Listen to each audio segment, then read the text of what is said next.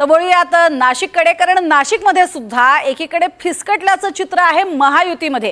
कारण अर्थातच जागा वाटपासंदर्भात वेगवेगळ्या गोष्टींवरती अजूनही एकमत होत नाहीये आणि त्यामुळेच शिंदेची शिवसेना आणि राष्ट्रवादी अजित पवार एकत्र निवडणूक लढवण्याची शक्यता आहे। आज नाशिकमध्ये दोन्ही पक्षांच्या नेत्यांमध्ये गुप्त बैठका सुद्धा होणार अशी सूत्रांची माहिती आहे। तर दुसरीकडे भाजपची सर्व 122 जागांवरती म्हणजे स्वबळावरती निवडणूक लढवण्याची तयारी पूर्ण झाली असं कळतंय।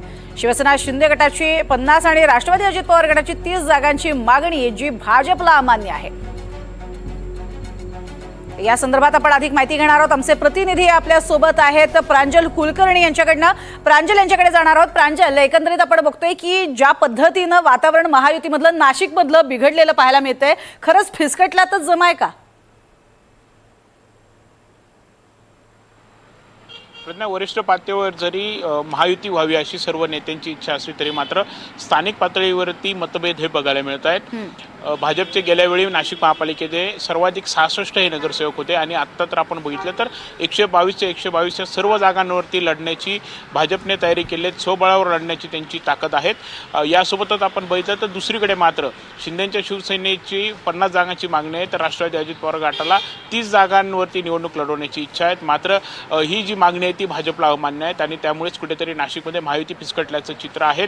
गुप्त बैठका या होत आहेत, मात्र तोडगा हा निघत नाही आहे। विशेष म्हणजे दुसरीकडे मात्र शिंदेची शिवसेना आणि अजित पवार गट हे एकत्र निवडणूक लढवतील अशी देखील चर्चा आहेत। आज या दोन पक्षांच्या नेत्यांमध्ये गुप्त बैठका देखील होणार आहेत आणि इतर देखील घटक पक्षांना ते सोबत घेतील अशी सध्याची परिस्थिती आहे। आज भाजपचे मंत्री गिरीश महाजन हे देखील नाशिक दौऱ्यावरती आहेत। भाजपच्या कोर कमिटीची ते बैठक घेणार आहेत। यासोबतच इतर पक्षाच्या म्हणजे शिंदेची शिवसेना असेल राष्ट्रवादीच्या नेत्यांसोबत देखील ते काही चर्चा करतील का, आज नेमकी काही तोडगा निघतो का हे पाहणं महत्त्वाचं ठरेल। एकीकडे नामनिर्देशन अर्जपत्र हे दाखल करण्यास सुरुवात झालेली आहे। शेवटचे 3 ते 4 दिवस हे फक्त बाकी आहेत। मात्र असं असताना दुसरीकडे अजूनही महायुतीचं काही ठरत नाही, त्यामुळे इच्छुक उमेदवार हे संभ्रमात आहेत। त्यामुळे आजचा दिवस करता आज महत्त्वाचा आहे। आज नक्की गिरीश महाजन काय निर्णय घेत आहेत, त्यासोबतच शिंदेची शिवसेना आणि राष्ट्रवादीच्या बैठकीमध्ये काही तोडगा निघतो का हे देखील पाहणं तेवढंच महत्त्वाचं ठरेल।